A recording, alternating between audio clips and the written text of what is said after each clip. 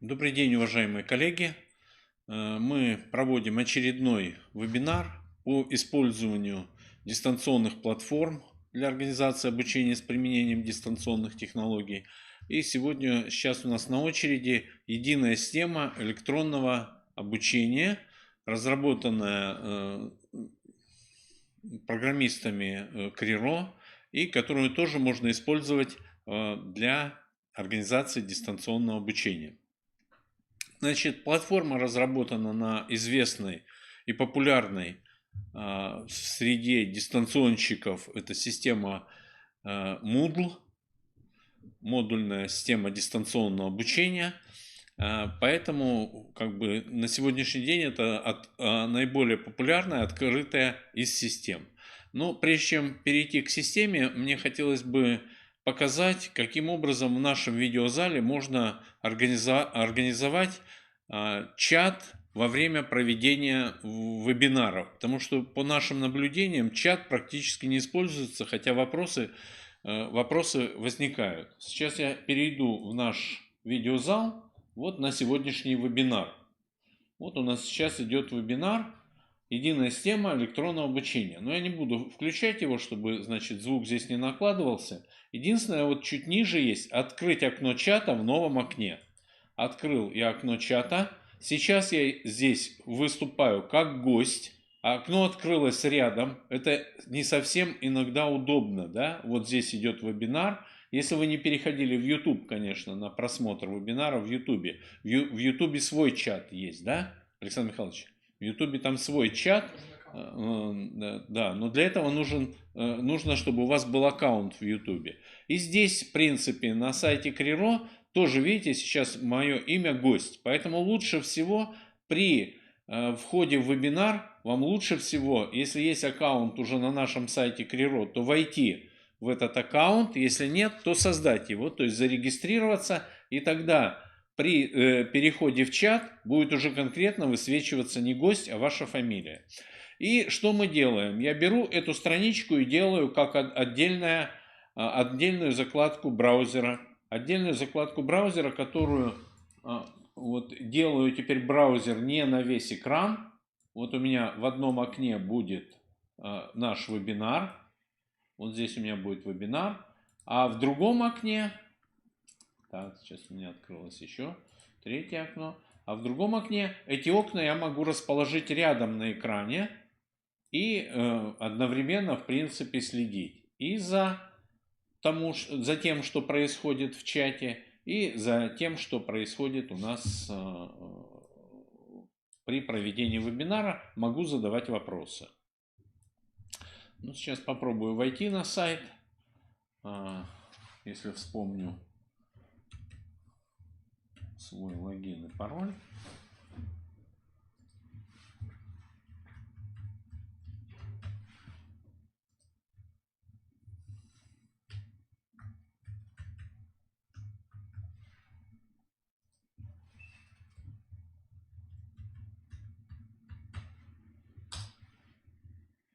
Так, ну вот сейчас я зашел на сайт под своей учетной записью и еще раз создам чат.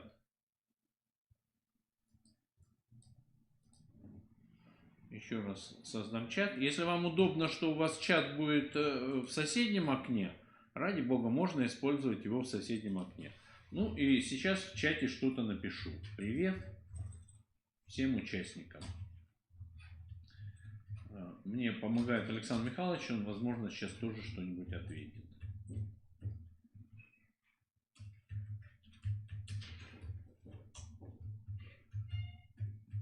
Поэтому давайте использовать привет всем участникам. Отправить.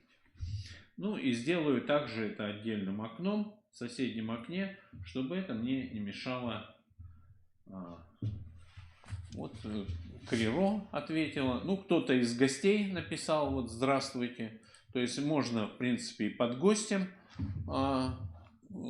тоже использовать чат в этой системе.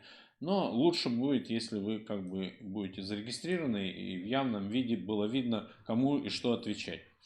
Поэтому, если будут вопросы, не стесняйтесь, задавайте в чат, мы постараемся на них ответить по ходу нашего вебинара. Разверну на весь экран пока. Итак, единая система электронного обучения или система дистанционного обучения Moodle. Значит, на сегодняшний день эта система не очень богата ресурсами именно для учащихся школ, но тем не менее кое-какие ресурсы есть. И более того, если у вас есть, и если вы немножко разбираетесь в системе дистанционного обучения Moodle, вы можете тоже попробовать создавать свой ресурс, по крайней мере для своих детей какие-то ресурсы создавать. В прошлом году мы проводили обучающий семинар, который состоял из нескольких частей, практикоориентированный обучающий семинар, то есть надо было не только послушать, но и выполнить какие-то задания. Эти тоже семинары выложены у нас в видеозале Криро, можно их будет найти. Один из последних семинаров был у нас как раз вот в январе месяц, в конце января. Эти семинары можно найти и посмотреть. Ну, все равно я сегодня коротко пробегусь по этому ресурсу, и чтобы вы имели представление по нему. Итак, кнопочка «Вход» позволяет нам войти в эту систему.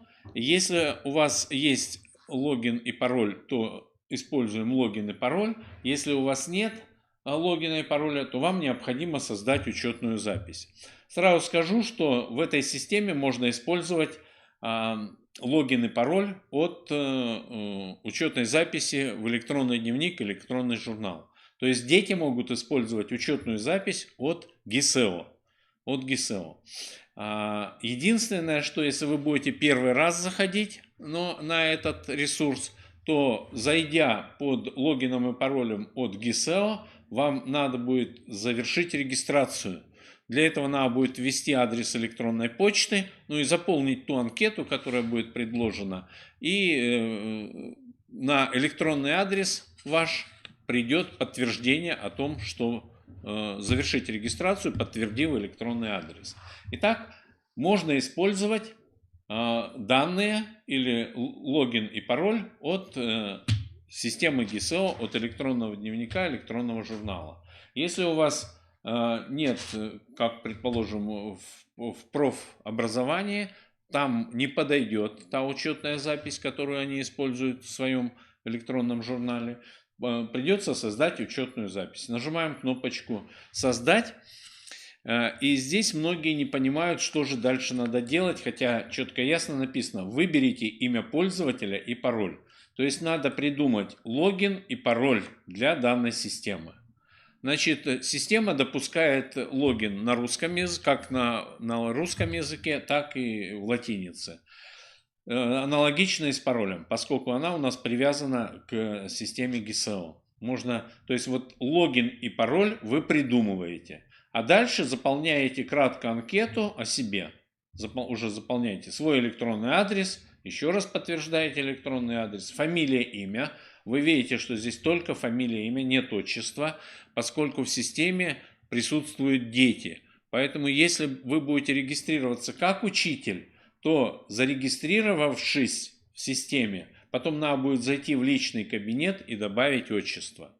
Ну и дети так аналогично, если захотят, чтобы у них присутствовало отчество, то в личном кабинете можно добавить отчество.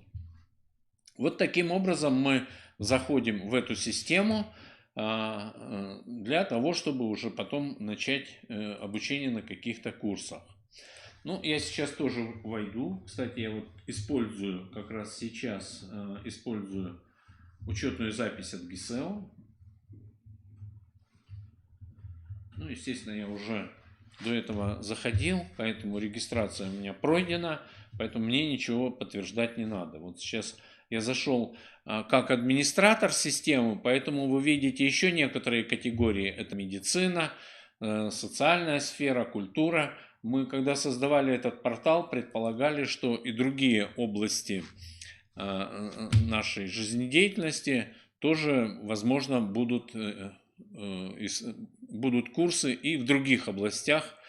Ну, вот, в частности, может быть, какие-то связанные с культурой, медициной и так далее. На сегодняшний день вам доступны вот эти 3. И там, где образование граждан, у нас как раз находятся открытые онлайн-курсы, которые многие уже знают, многие прошли.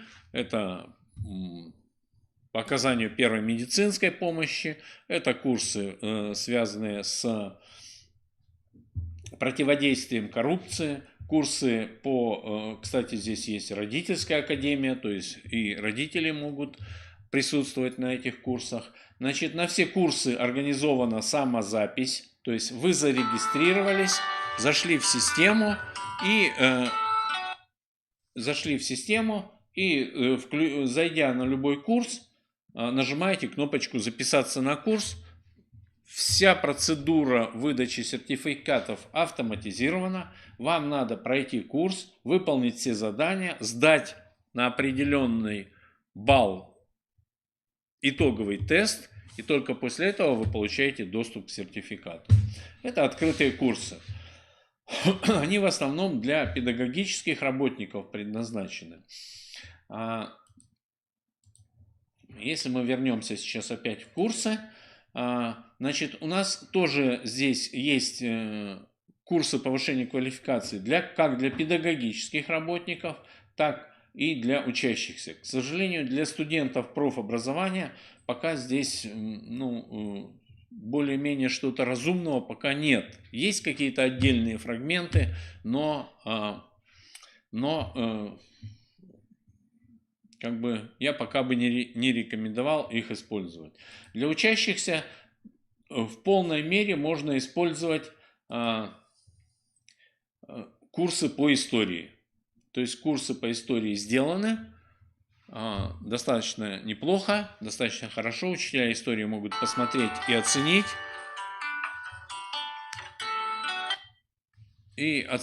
Их.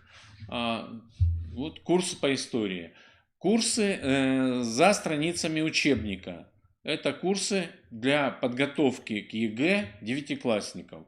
Курсы сделаны в рамках тоже регионального проекта по работе с малокомплектными школами. Их тоже можно рекомендовать. Математика, русский язык, биология и так далее.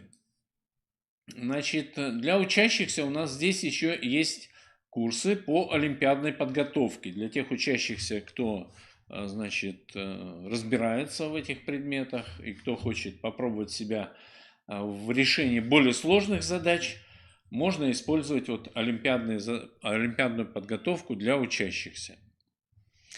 К сожалению, для начального общего образования пока у нас ничего нет, но мы предполагаем сюда перенести учебники, электронные учебники по коми-языку. Вот в ближайшее время перенесем, хотя в принципе они размещены у нас на отдельном сайте, это docs.criro.ru, и можно использовать как раз этот сайт для прохождения коми-языка.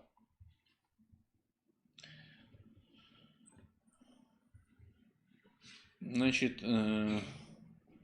по среднему общему образованию у нас но если вернуться в общее образование, что можно использовать? Можно использовать курсы по биологии, но здесь, честно говоря, выложены курсы, которые, наверное, на сегодняшний день не соответствуют в ГОС. Но выборочно или частично их использовать все-таки можно. И я предлагаю учителям биологии, может быть, даже объединиться и попробовать переделать эти курсы, чтобы они соответствовали в ГОС. Потому что они были разработаны в 2012 году, в 2011-2012 году. И, конечно же, на сегодняшний день, возможно, не соответствуют. Но частично, в принципе, использовать можно. Аналогично по географии. То есть частично эти курсы можно использовать. В рамках прошедшего сейчас курса, в рамках прошедшего конкурса по созданию курсов именно в этой системе был создан курс по обществознанию для 8 класса. Этот курс занял призовое место, то есть он не победитель, но в числе лидеров, поэтому тоже можно посмотреть и попробовать использовать этот курс обществознания для 8 класса.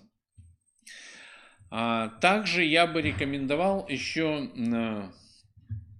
курсы, тоже разработанные на Moodle и которые используются технологическим лицеем.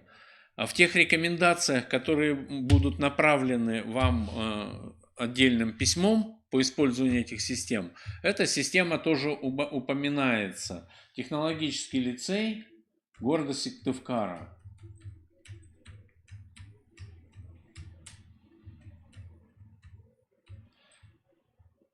Лицей Сыктывкар. Технологический лицей города Сыктывкара. Значит, на их сайте есть тоже закладочка «Дистанционное обучение». Дистанционное обучение. И тоже есть курсы по разным предметам. В полной мере здесь представлена информатика. Есть договоренность и с директором лицея, и сотрудниками, которые модерируют этот сайт. Есть договоренность, что они согласны на то, что учителя Республики Коми будут использовать их ресурсы в случае какой-то необходимости. Поэтому здесь также надо будет зарегистрироваться, написать организаторам письмо на то, чтобы вам предоставили доступ как учителю, и в дальнейшем вы можете уже сюда записывать своих учеников. Как мне было сказано, тоже у многих курсов открыт гостевой доступ. У многих курсов открыт гостевой доступ, поэтому тоже можно использовать. И возвращаясь к нашему ресурсу, еще хотел сказать следующее. Если вы решите создать какой-то свой ресурс, да, используя систему дистанционного обучения Moodle, вы решите создать свой ресурс или какие-то отдельные темы хотя бы сейчас, вот, чтобы можно было использовать, да, в этом случае, прокрутив этот наш сайт вниз, практически до конца, во-первых, здесь есть электронные адреса техподдержки. Если какие-то возникают вопросы, можно тогда писать письма в техподдержку. Если вы хотите создать свой курс, вот есть кнопочка «Заполнить заявку на получение прав учителя». Сейчас многие педагоги, записавшиеся на открытые курсы, подают еще и здесь заявку. Так вот, заявку мы здесь заполняем в том случае, если вы хотите создать свой курс. И вы именно там указываете, какой курс вы хотите создать, в каком разделе вы хотите его создать. В этом случае мы создаем вам этот курс в том разделе, в котором вы укажете, и делаем вас учителем. А дальнейшая уже работа будет по наполнению этого курса, она уже будет за вами. Поэтому вот имейте в виду, что есть возможность создавать какие-то свои ресурсы. Более того, значит, в закладочке или в категории педагогические работники сейчас, если у вас появится, может быть, в связи с, я сомневаюсь, что у учителя вообще появится когда-нибудь время, можно было бы попробовать, по крайней мере, поэкспериментировать. То есть, если мы зайдем в образование, педагогические работники, повышение квалификации.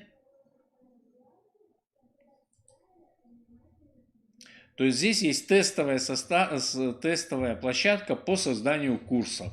То есть вы можете, используя эту тестовую площадку, использовать для освоения курса Moodle, возможно, самостоятельно. И, кстати, на этой тестовой площадке у нас, в принципе, кое-какие рекомендации, по-моему, даны. Здесь можно посмотреть уже пробные курсы, которые педагоги составляли в рамках проводимых семинаров. Если будет необходимость, я думаю, будет, и мы постараемся организовать и провести еще обучающие семинары по работе в этой системе. Так, давайте посмотрим, что у нас в чате. Появились ли какие-то вопросы? Значит, только у нас приветствие, да? Вопросов нет. Вот пока на сегодня коротко об этой системе. Если кого-то что-то заинтересует, вы можете зарегистрироваться в этой системе. И когда у вас появится уже личный кабинет, то, нажав кнопочку сообщения, найти меня в поиске,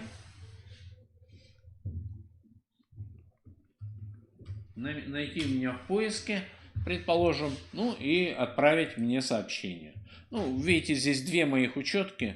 В принципе, я работаю периодически с обеими учетками. Выбрав меня, можете написать мне сообщение. Или какие-то вопросы, если у вас возникли. На сегодняшний день у нас появилась хорошая возможность освоить эту систему.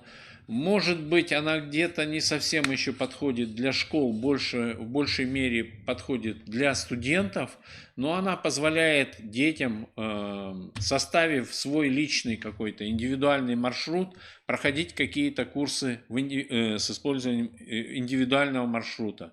Возможно, эта система вам поможет, будет как дополнение к тем заданиям, которые вы даете на уроке, как дополнительный материал можно использовать. И в крайнем случае уже во время таких мероприятий, карантинных мероприятиях, связанных с предотвращением больших вспышек заболеваемости, во время активных дней вполне можно использовать. В планах у нас настроить систему таким образом, чтобы оценки, полученные в этой системе, выгружались в электронный дневник автоматически.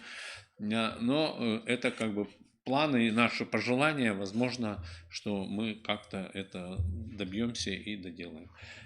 Коллеги, спасибо за внимание. На этом мы заканчиваем. Вопросы будут. Звоните, пишите. Адреса все есть. Телефоны на сайте Криро.